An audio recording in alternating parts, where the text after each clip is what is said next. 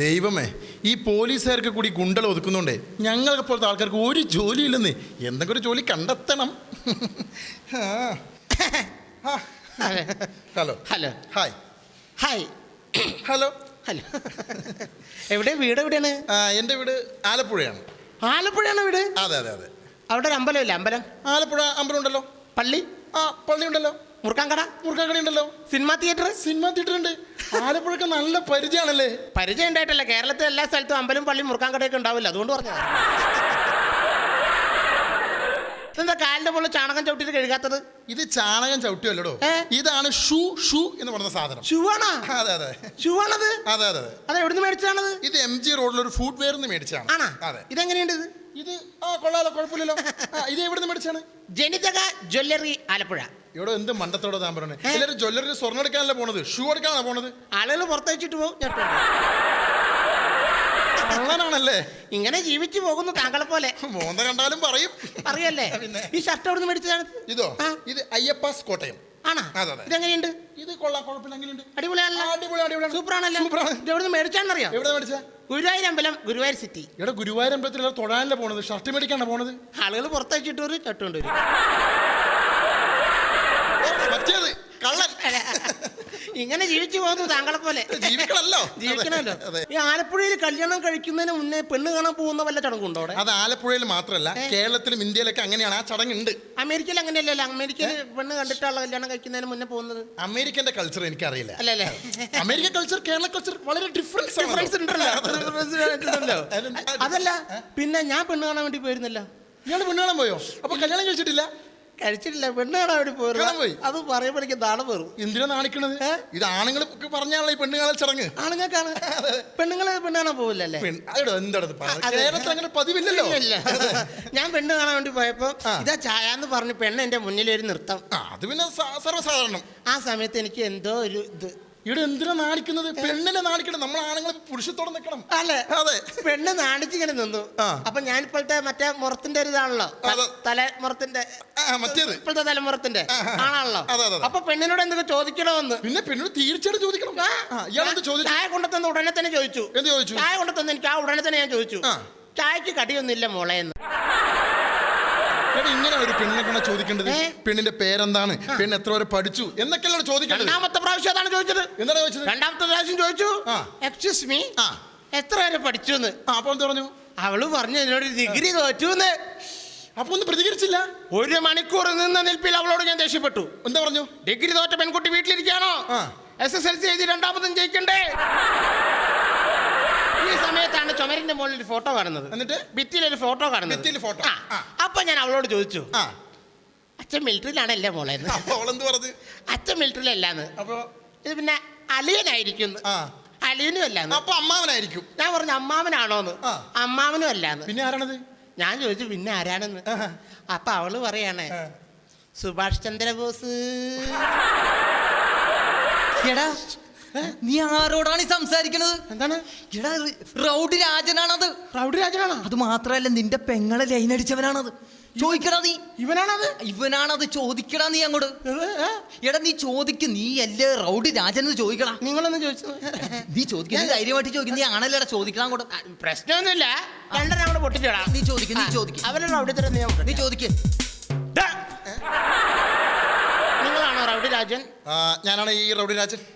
സത്യസന്ധതൻ, എന്ത് നീറ്റ്, വളരെ ഡീസന്റ് അല്ലേ? എടാ മണ്ട, അങ്ങനെയല്ല ചോദിക്കണ്ടേ. എടാ നിന്റെ പെങ്ങളെ കണ്ണടച്ച് കാണിച്ചവനാണ് അവൻ. ഇവനാണത്? അതെ.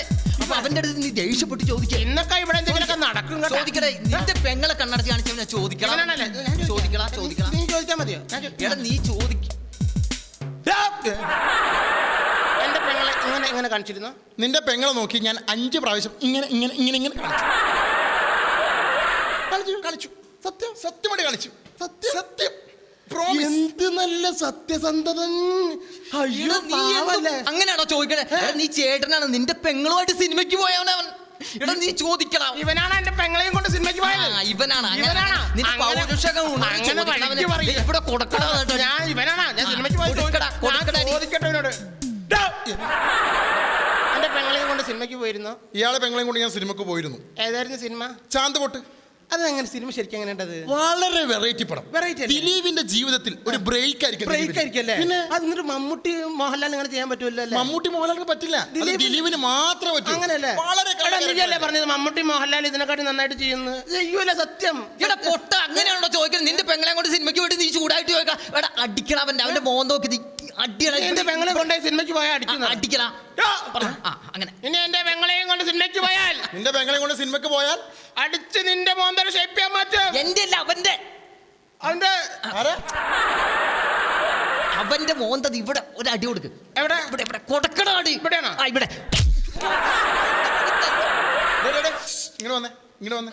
അതെ, അവന്റെ പെങ്ങളെ ഞാൻ ചിലപ്പോ പാർക്ക് കൊണ്ടുപോകും, സിനിമാ തിയേറ്ററിൽ കൊണ്ടുപോകും, ബീച്ചിൽ കൊണ്ടുപോകും. പിന്നെ എനിക്ക് എന്തിനാ ഇത്ര പ്രശ്നം? എനിക്ക് പ്രശ്നം എന്താന്നാ? എടാ ഞാൻ കെട്ടാൻ പോണ പെണ്ണെ തന്നെ വേണോടാ നിനക്ക് ബീച്ചിൽ കൊണ്ടാൻ. കലാഭവൻ കലാഭവൻ കലാഭവൻ. പ്രേതത്തിന് പേടിയുണ്ടോ? ഇല്ലെന്ന് പറഞ്ഞാലും ഒരു വെറുതെ ഒരു പേടിയില്ലേ? ഇതാ ഒരു രസികൻ പ്രേതം.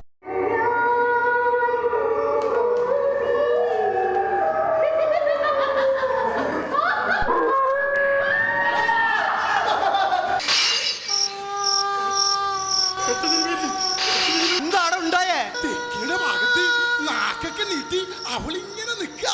ആര്? ശിവ ശിവ. ശിവനല്ല, ബാധ. ആട്ടെ, താൻ ഈ ബാധയെ നേരിട്ട് അങ്ങോട്ട് കണ്ടോ? കണ്ടോന്നോ? പിന്നാരത്തുമ്പി തറവാട്ടിലെ ഷക്കീല തമ്പുരാട്ടിയുടെ അതേ ചായ. ചായയുടെ കാര്യം പറഞ്ഞപ്പോഴാണ് ഞാനൊരു കാര്യം ഓർമ്മ വന്ന്. ഇന്നലെ നാം ചായ കുടിച്ചുകൊണ്ടിരിക്കുന്ന സമയത്ത് ഈയൊക്കെ അഴിച്ചിട്ട് അക്കൊക്കെ നീട്ടി നമ്മളെ പേടിപ്പിക്കാനായിട്ട് നിൽക്കുന്ന പോലെ അവളിങ്ങനെ നിൽക്കുക.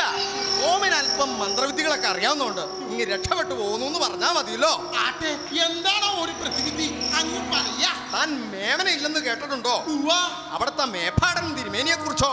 കേട്ടിരിക്കണു. ഭൂതപ്രേത പിശാചുക്കളെ ഒഴിപ്പിക്കുക എന്ന് പറഞ്ഞാൽ ഇങ്ങനെ പോലെ വേറൊരാളില്ലത്രേ. കാലെടുത്ത് വെച്ചോടത്തോ ഒക്കെ നാശ. അത്രക്ക് വീരനാ? ആ, പറഞ്ഞു തീർന്നില്ല. ദേ വരുന്നു ദേ മേപ്പാടൻ തിരുമേനി.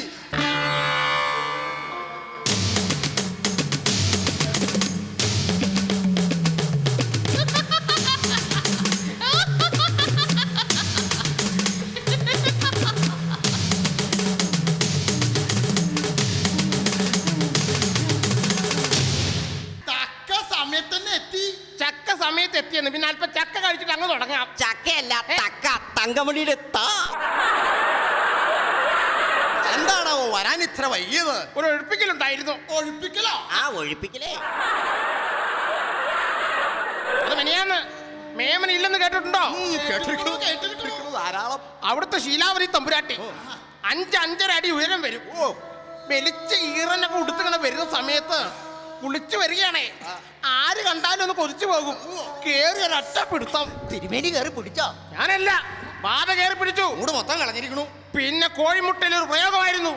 ഒരു നാടൻ കോഴിമുട്ട എടുത്ത് നെഞ്ചത്തോട്ട് ചേർത്ത് പിടിച്ച് അടിച്ചു കാണും. ഓംലേറ്റ്. ഓംലേറ്റ് ഒന്നല്ല. ഈ പ്രയോഗം പരാജയപ്പെട്ടപ്പോ നാം എന്താ ചെയ്തെന്നറിയോ? എന്താ ചെയ്ത്?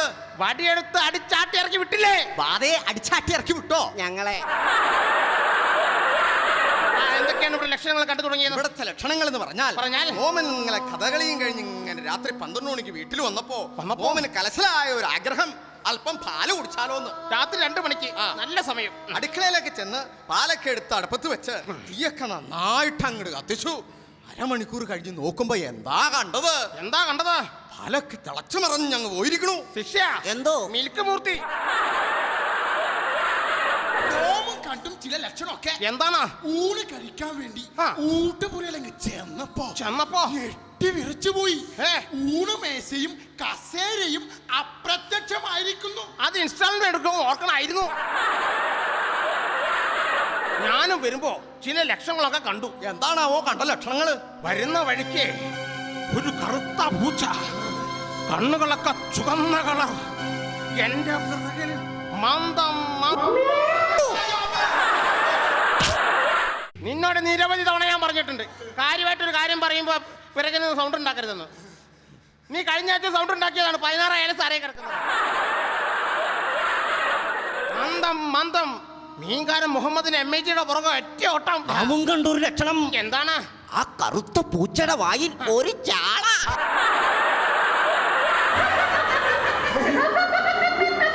നാം ഇവിടെ തമാശയൊന്നും പറഞ്ഞിട്ടില്ലല്ലോ. ആരാണോ അവൻ ചിരിക്കുന്നത്? തവളയോ? ഏ? ബാധ. ശിക്ഷ മറ്റേത് കണ്ട് എടുക്കുക. ഇതല്ല ഭസ്മം എടുക്കാൻ പെട്ടെന്ന് തരൂ.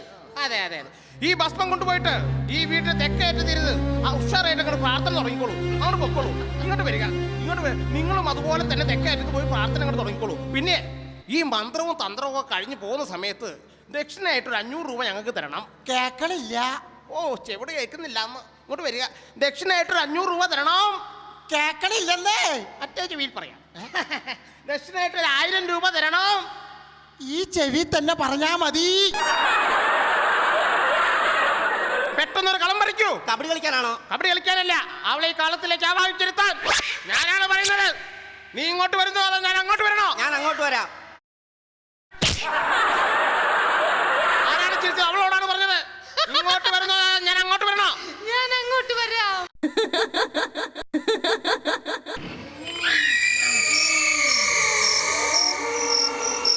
ആരാണ് നീ? അതിനു മുമ്പ് നീ ആരാന്ന് പറയണം. കണ്ണക്കുളത്ത് കുണ്ടെന്നു. ഏത് കുണ്ടനായാലും കൊള്ളാം, കണ്ടനായാലും കൊള്ളാം. എന്റെ ദൗത്യം പൂർത്തിയാക്കാതെ ഞാൻ ഇവിടെ വിട്ട് പോകില്ല. എന്താണ് നിന്റെ ദൗത്യം? നീണ്ട 5 വർഷക്കാലമായി ഞാൻ ഇവിടെ കിടന്ന് അനുഭവിക്കുന്ന വേദന അത് നിനക്കറിയണമല്ലേ?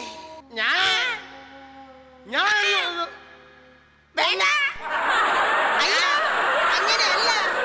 നിന്നെ ഞാൻ എന്റെ സ്വന്തം സഹോദരനെ പോലെ കണ്ടറിയാമോ? അയ്യോ അയ്യോ നൊന്തുപോയി. തിരുമേനി അല്ല നമ്മൾ ഇനി ഒന്നും നോക്കണ്ട. വഴിയെടുത്ത് തലങ്ങും വിലങ്ങും അടിക്കാൻ നേരത്തെ മുതൽ ഞാനാണ് പറയുന്നത്. പോകാൻ പോകില്ല. അമ്പടി കേമി പോകാൻ പോകില്ല. പോകാൻ പോകില്ല പോകില്ല ഞാൻ ഇവിടം വിട്ട് പോകില്ല. ഈ മാന്ത്രികോടിയിൽ മന്ത്രം ചൊല്ലി അവളുടെ കയ്യിൽ കൊടുത്താൽ ഇറങ്ങി ഓടും. ഞാനാണ് പറയുന്നത് പിടിക്കാനാണ് പറഞ്ഞത്.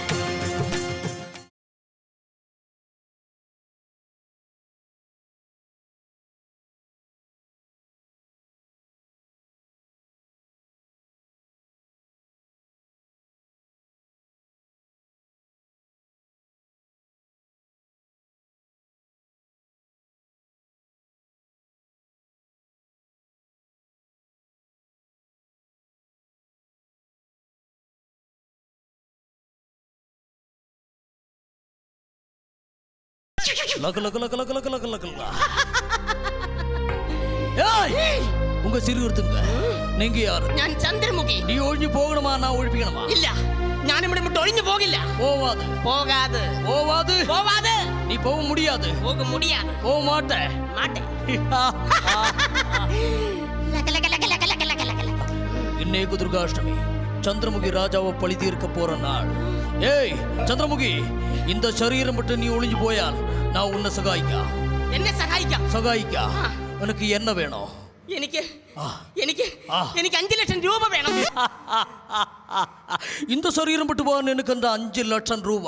അയ്യോ, ശരീരം വിട്ടു പോകാനല്ല. പിന്നെ കഴിഞ്ഞ 5 വർഷക്കാലമായി 5 ലക്ഷം രൂപ ഇവന്മാരുടെ ചിട്ടി വണ്ടി നിക്ഷേപിച്ചിട്ട് ആ പണം തിരിച്ചു കിട്ടാതെ പോകുന്ന പ്രശ്നമില്ല.